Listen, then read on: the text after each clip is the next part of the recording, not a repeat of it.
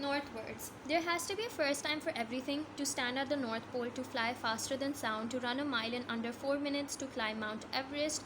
Some people have made it their ambition to be the first to perform these and many other similar feats. Once the path has been opened, once it has been shown that it can be done, the way is clear for others to follow.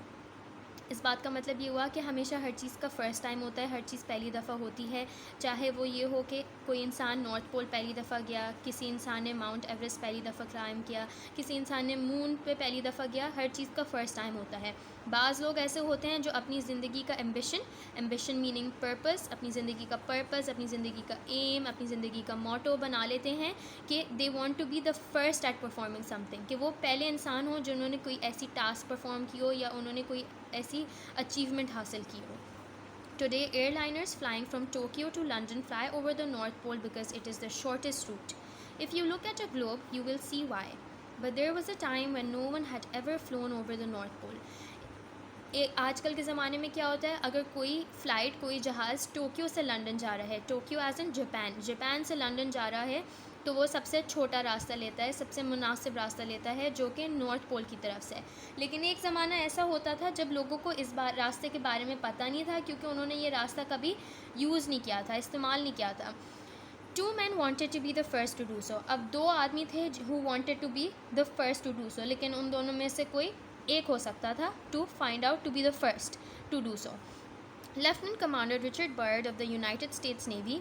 Lieutenant commander Richard Byrd जो थे वो United States की navy को belong करते थे. And Roald Amundsen the Norwegian who had already been the first man to reach the south pole.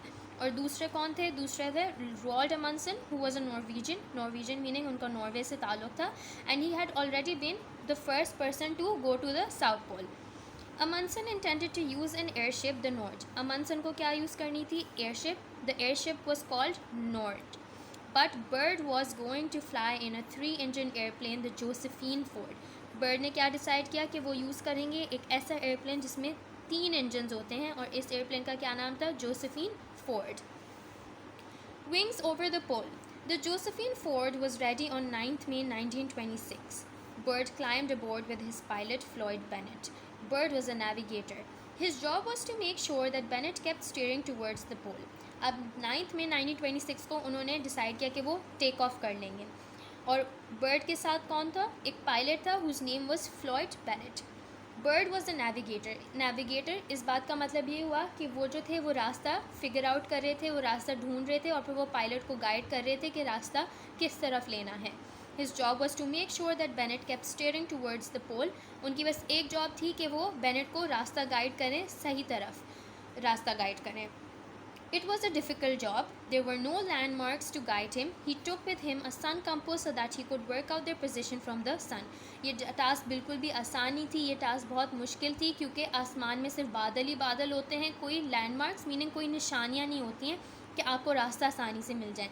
Which is why he decided कि वो अपने साथ एक सन कंपस लेके जाएंगे. उस कंपस की मदद से उनको सन की डायरेक्शन पता चल जाएगी, क्योंकि उनको सन की डायरेक्शन पता चल जाएगी तो उनके लिए बहुत आसानी हो जाएगी कि वो फाइंड आउट कर लें कि नॉर्थ पोल किस तरफ है. The monoplane would be flying at about 100 miles an hour, so their position would be changing very quickly. The faster they went, the more difficult Bird's job became.